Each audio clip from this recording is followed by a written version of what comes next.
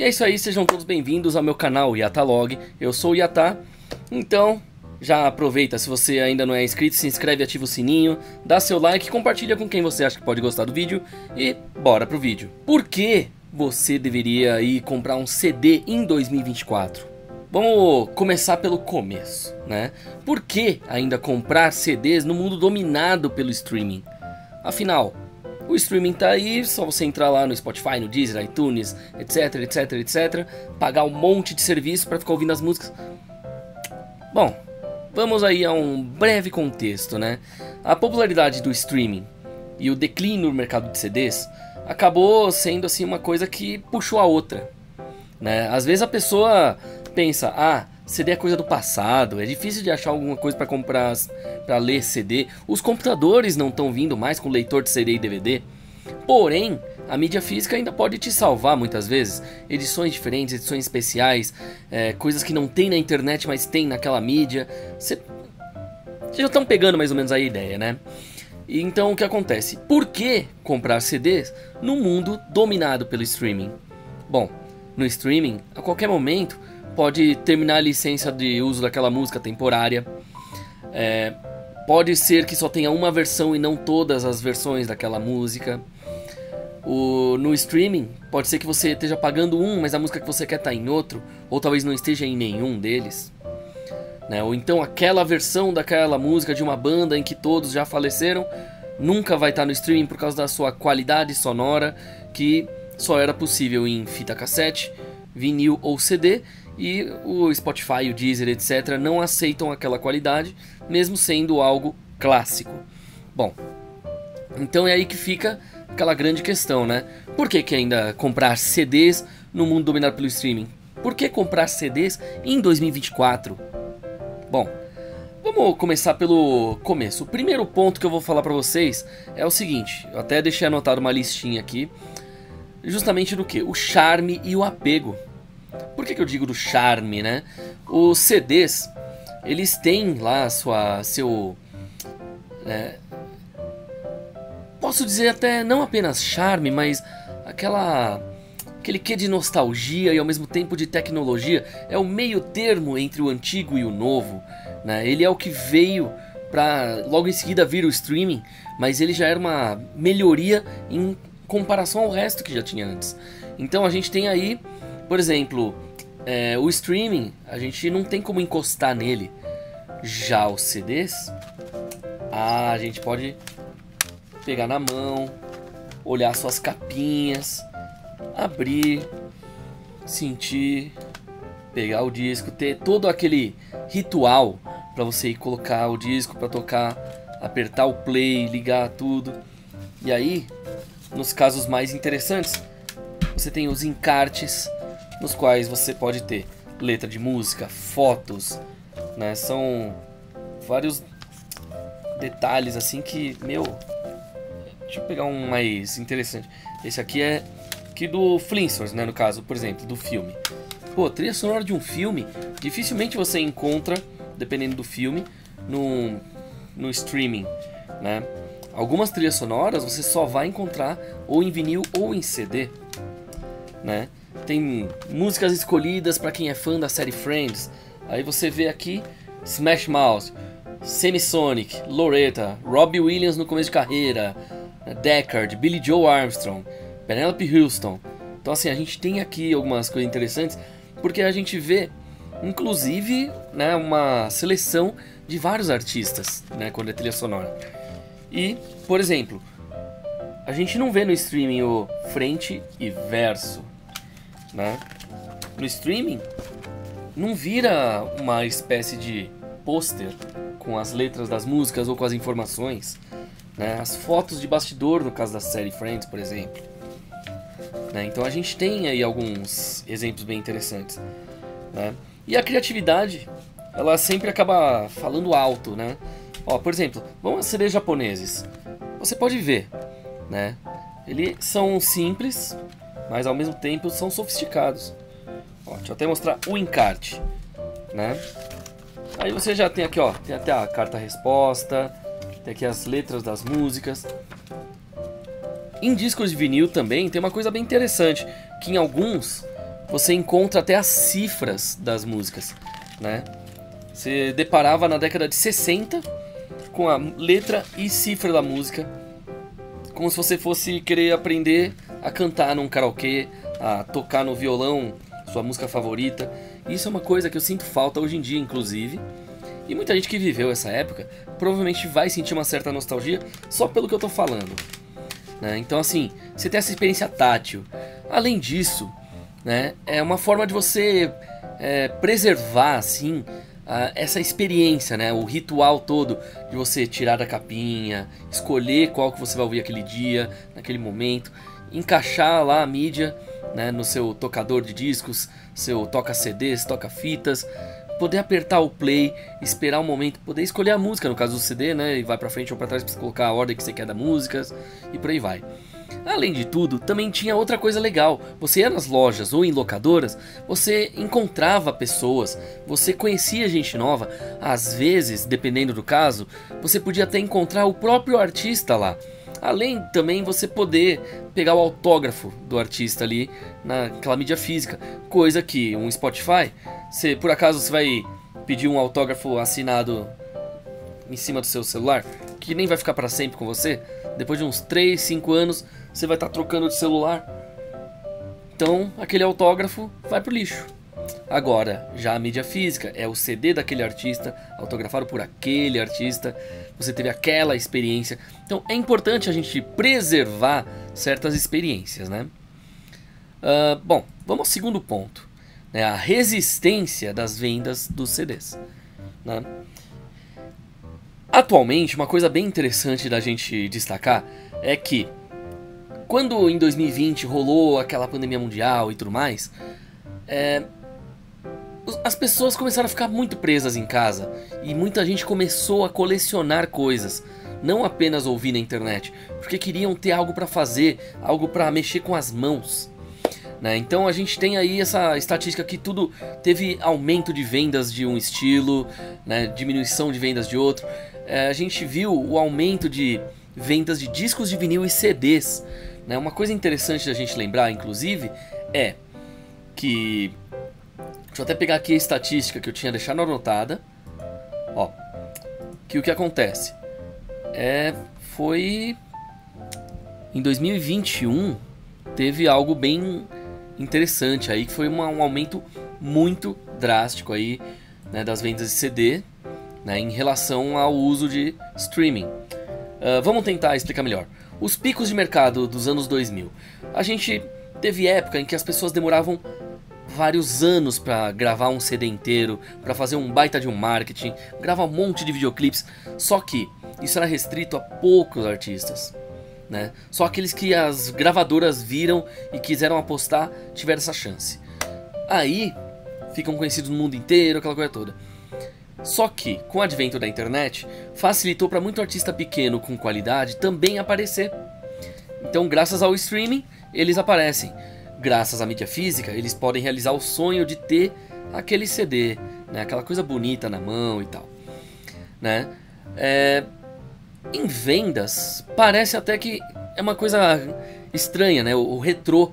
Agora, a moda retrô está cada vez mais forte. Muita gente está comprando videogame antigo, comprando CDs, fitas cassete e está tudo aumentando o preço. A demanda aumentou. Então, né? A oferta e a demanda estão ali, ó. Estão tendo que voltar a crescer. Várias fábricas de disco de vinil e de fitas cassete voltaram. Por quê? Guardiões da Galáxia, o protagonista fica ouvindo um Walkman com uma fita cassete. Hoje em dia o pessoal compra uma fita que antigamente seria R$1, R$2, hoje em dia tá aí valendo R$200, R$300 cada. Né? Um disco de vinil que antes você podia pegar uns 10, R$20 quando o lançamento, começou a aumentar para 90, 120, R$500. Né? Algumas coisas começaram a valorizar, a ultravalorizar, chegando assim astronômico o negócio. E a tendência é estável, né, nas vendas atualmente, se a gente for parar para analisar. Por quê? Mídia física cresceu demais nessa época em que as pessoas não estão mais tendo mídias físicas. Por exemplo, você pode ser um colecionador de DVDs, de CDs, de vinis, etc. Agora é a hora em que isso está voltando.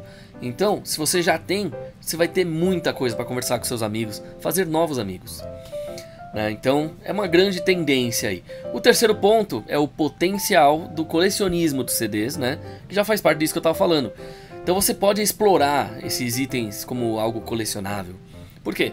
Tem edição diferente, tem single, né? Tem EP, né? Tem LP, que é o long play, EP extended play, que tem um pouco mais de música, tem o single, maxi single, que tem mais músicas do que o single. Single normalmente tem de 1 a 3 músicas, estourando 4.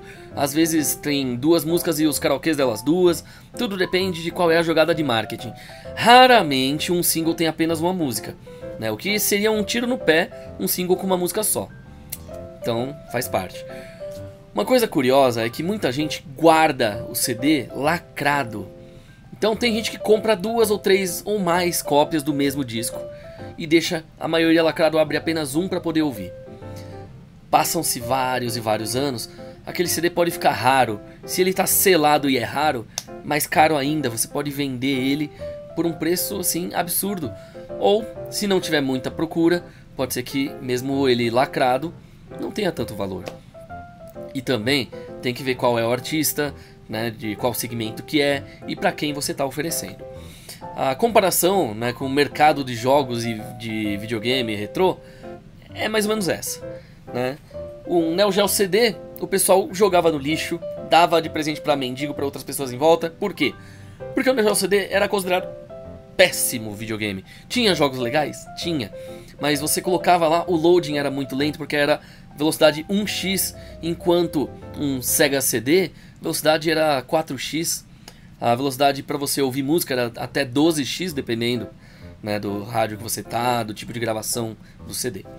Com isso, né, então assim a gente já vê que o Neo Geo CD agora foi valorizado, né, porque agora temos tecnologia, o pessoal que faz os mods, né, as modificações no caso, então conseguem aumentar a velocidade do videogame. Tem gente que prefere o puro, tem gente que prefere o destravado, tem gente que prefere modificar o aparelho para poder fazer um monte de coisa. E com isso aumentou muito a procura, a oferta era pouca, né? O preço foi aumentando. Videogames, uma fita que antes era 10, 15 reais usada, que no começo era 80, depois ficou 5, 10 reais, às vezes 2, agora tá indo para 300, 500, 5 mil reais, dependendo do jogo, se tem caixa manual, tá lacrado, aquela coisa toda. Então a gente pode ver que o colecionismo para videogames, para música e para filmes tá alto, tanto que tem algumas empresas especializadas em lançar edições de colecionador hoje em dia para esses aparelhos antigos, né? Edição de colecionador em VHS, em DVD, né? CD de jogo, etc. E tudo de forma oficial, o que é mais legal ainda. Tem gente que está criando o jogo para aparelho antigo, mesmo tendo a oportunidade de lançar numa Steam, num Play 4, Play 5, Xbox One X e etc. Então é uma coisa interessante esse potencial de colecionismo, né? Relembrando também que no caso dos jogos, por exemplo, né, assim como os filmes no streaming, se não tem mais, né, saiu, acabou a licença temporária, você comprou, aquilo lá você comprou a licença para usar enquanto está no ar, não é seu o jogo. O jogo está emprestado a você porque você pagou para usar ele aquele tempo. Então se você comprou o jogo pensando, lá na frente vou jogar, saiu do servidor, eles deletaram, você nunca mais vai ter chance de jogar aquele jogo, a não ser que você tenha instalado ele no seu aparelho e não tenha deletado. O que dá um skyrocket no aparelho, porque você pode vender esse aparelho a um preço exorbitante que você quiser, olho da cara, porque você tem nesse aparelho alguma coisa específica, tipo aquele playable trailer do Silent Hills. É um exemplo, né? Então, quando um jogo sai do servidor, a sua versão em mídia física começa a valorizar. Se o jogo não está valendo nem 5 reais, da noite para o dia ele pode valer 300, 500, 1.200, nunca se sabe. Mas também depende do quanto as pessoas gostam e da quantidade de mídias físicas que foram feitas. Tem esse outro detalhe. Vamos falar sobre a segurança e a estabilidade, né, no caso dos CDs, né? Que assim, tem problemas recentes de acesso digital. Muita coisa você não encontra em lugar nenhum no streaming. É uma coisa triste.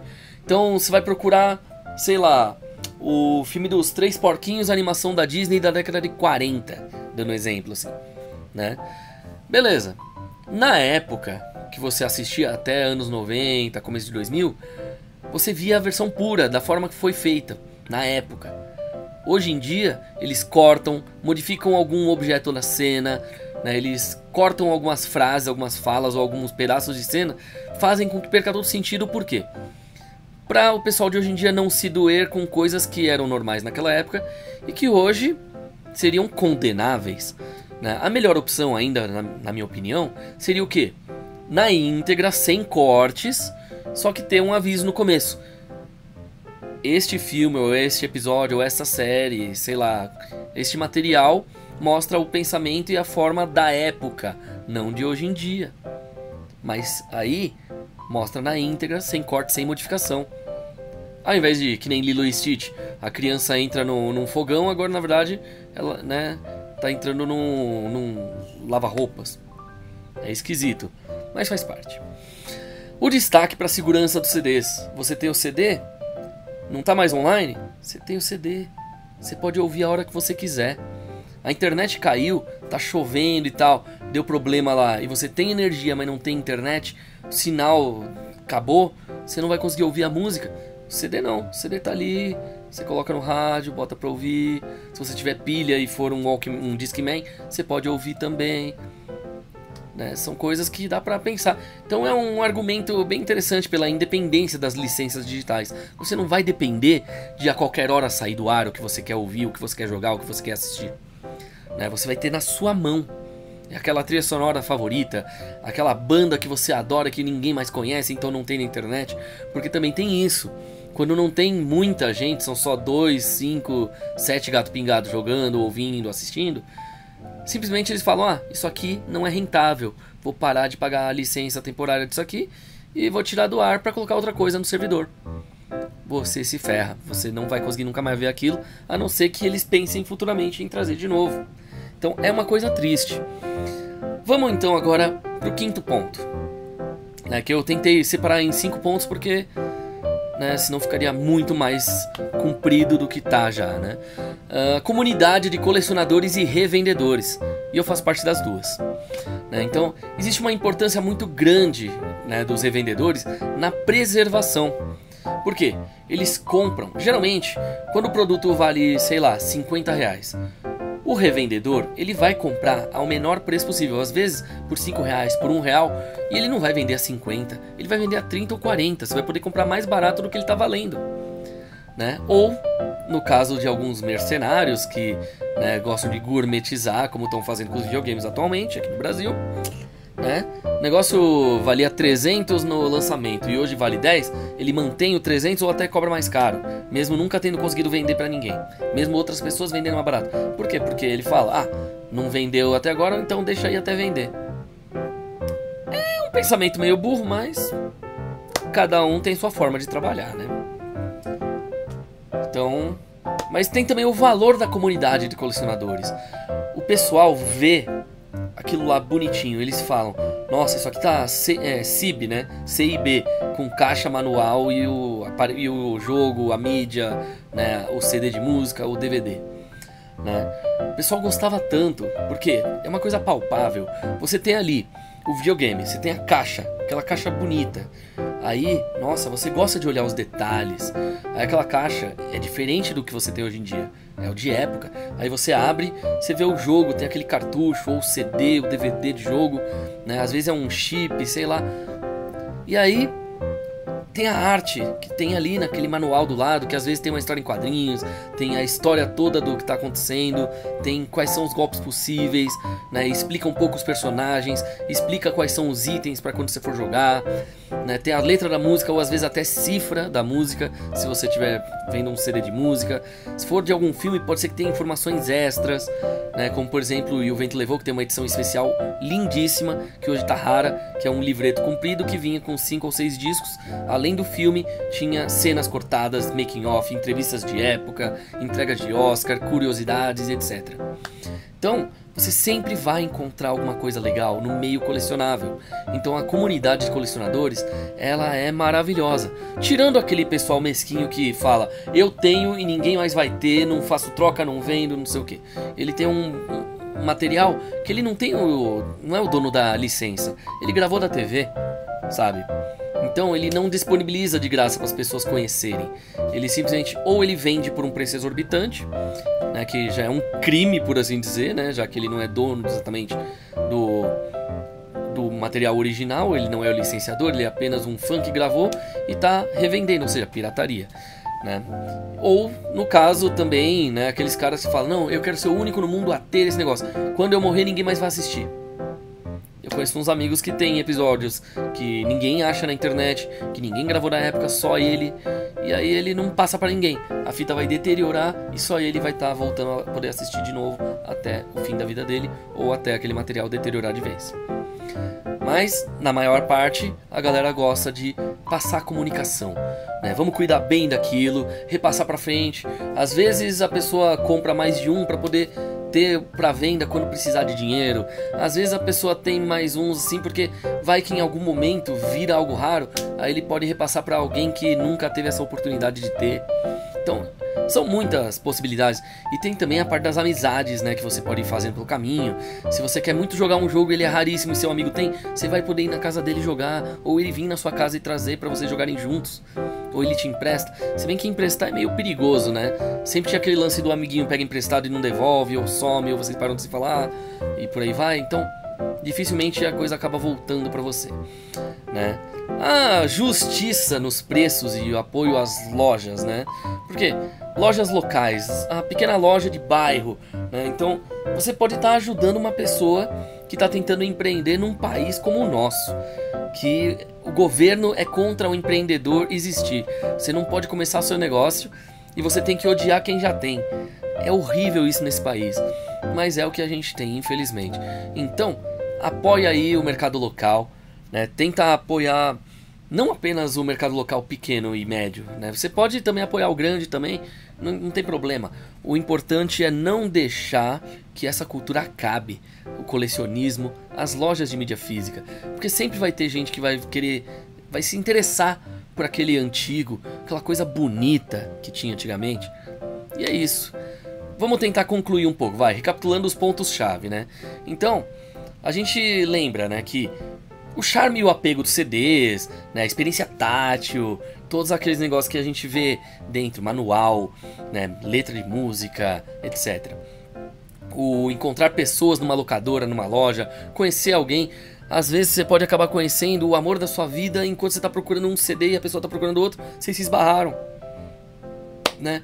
Então é uma experiência interessante e bonita de se preservar, né? Além da resistência, né, que seria ter ainda a loja de venda de CDs, seria aquele ponto de ebulição, porque assim, todo mundo tá no streaming, mas eu quero algo diferente, vou até a loja, vou comprar, e tem uma loja ali, ela não fechou, porque é isso que é legal, né? Os valores podem ser muito diferentes, pode estar valendo 50 centavos lacrado, como pode ser mesmo aberto valendo R$100, vale a pena a experiência, você pode comprar, você pode revender, você pode ficar pra você, você pode dar de presente, é um presente legal, né? Até hoje eu tenho meu CD dos Três Tenores que eu ganhei em 1994.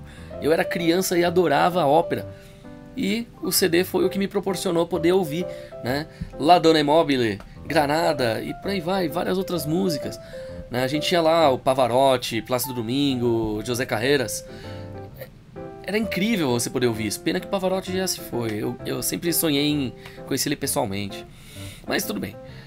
Os CDs também, né, a mídia física no geral, ela também dá aquela segurança, porque se sair do streaming, se na internet cair, sumiu ou foi banido por algum motivo, você tem ali para poder ainda ouvir, para mostrar para seus filhos, seus netos, né? A comunidade de colecionadores também é outro ponto importante, revendedores, etc, porque você sempre vai ter uma chance daquilo continuar vivo, continuar indo e voltando, circulando, né? Então é que nem o sangue na nossa veia, ele não pode ficar parado, ele vai coagular.